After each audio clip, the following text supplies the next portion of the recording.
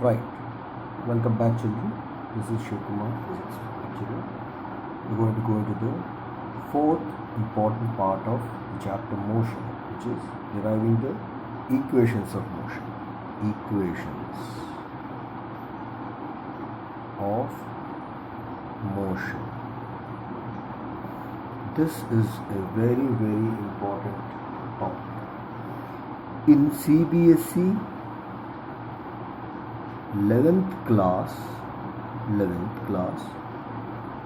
this is a 5 marks essay question. Okay, and in our AP Andhra Pradesh intermediate,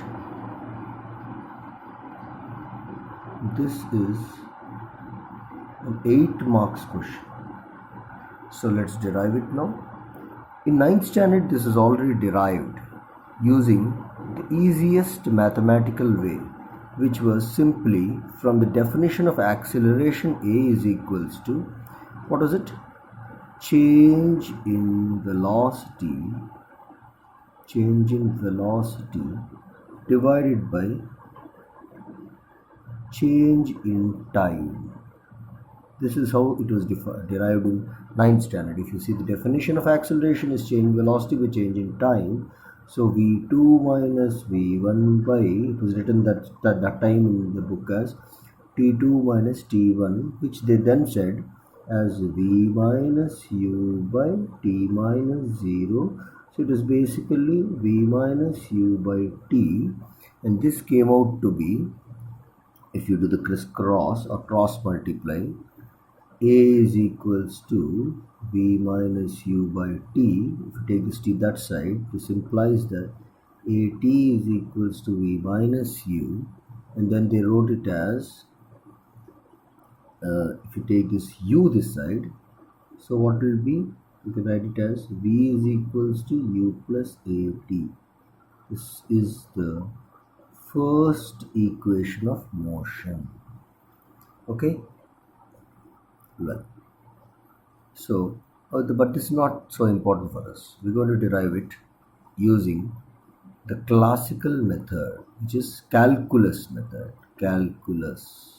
or differentiations method, calculus method or integration method. It's also called by the students as integration method. So we're going to use this. What is calculus method? Go by the definition of acceleration. A is equals to dv by dt.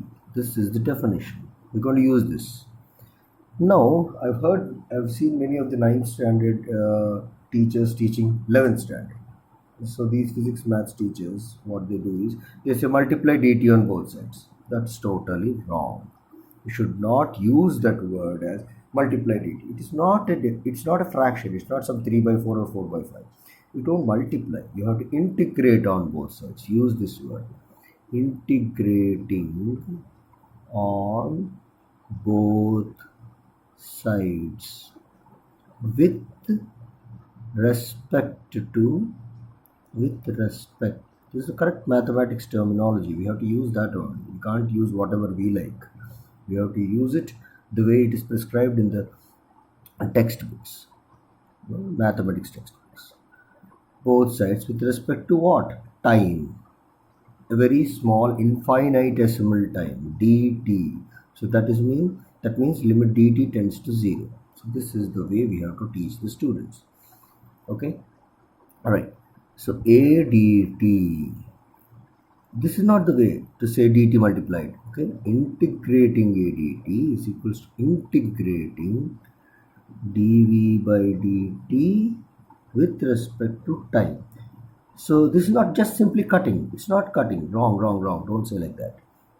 We are integrating this derivative with dv by dt with respect to time. So that turns out to be dv. Okay. So yeah. Now what are the limits of velocity? Velocity has a limits u to v because it's initial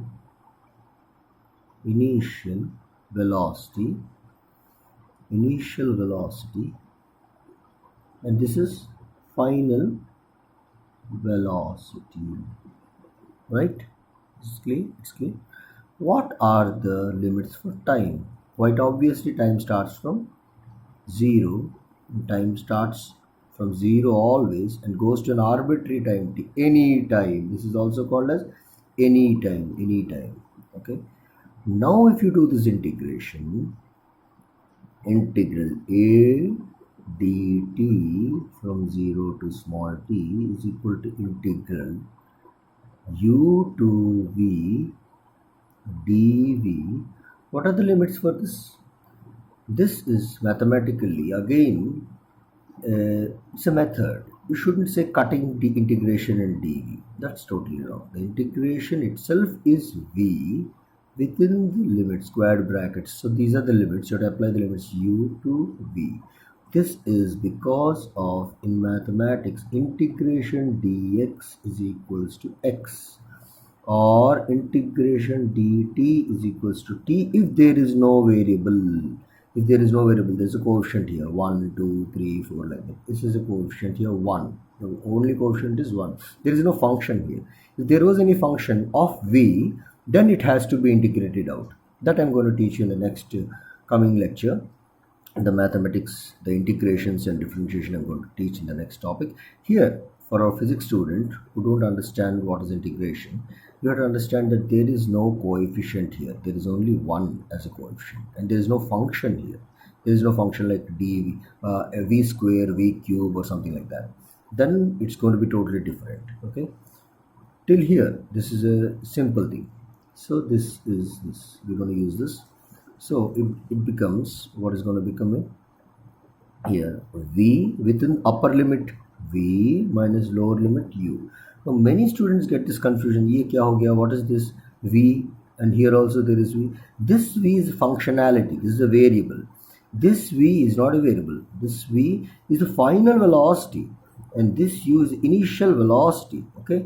Please understand, this v and this v are not actually same. They look like that, but they're not the same. This is a variable. This can take any number. This can even take 5, 6, 7, 8, 9, 10, b, t, k, p, anything it can take. But it's a variable velocity. It's a function. Basically, this is a function which came out after integrating. But this is a number. This is a number which is attributed to final velocity. Final velocity. And what was this? This is initial velocity. Okay, like something like in numbers, it's like some 30 meters per second, and this was some 100 meter per second. Okay, now this I think it's quite easily understood. Now, after doing this integration, now here is the biggest hurdle. Now, as I said, the same thing here does it applies here also, but little bit of mistake, little bit of misunderstanding is there. What is a dt?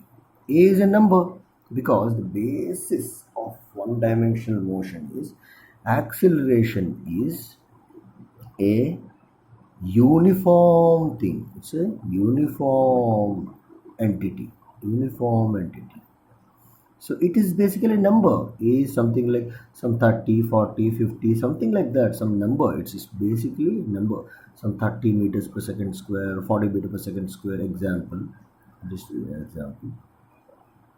So if there is a number in front of a function, then what happens is that number just simply comes out of the integration. So integral a dt from limit 0 to t will just be a integral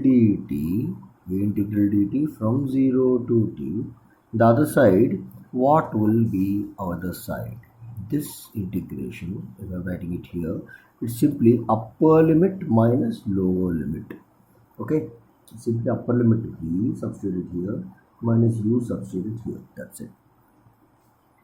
Now what will come out of this? This is also the same thing. A, and in the square brackets dt becomes t, 0 to t is equals to v minus u. That's it.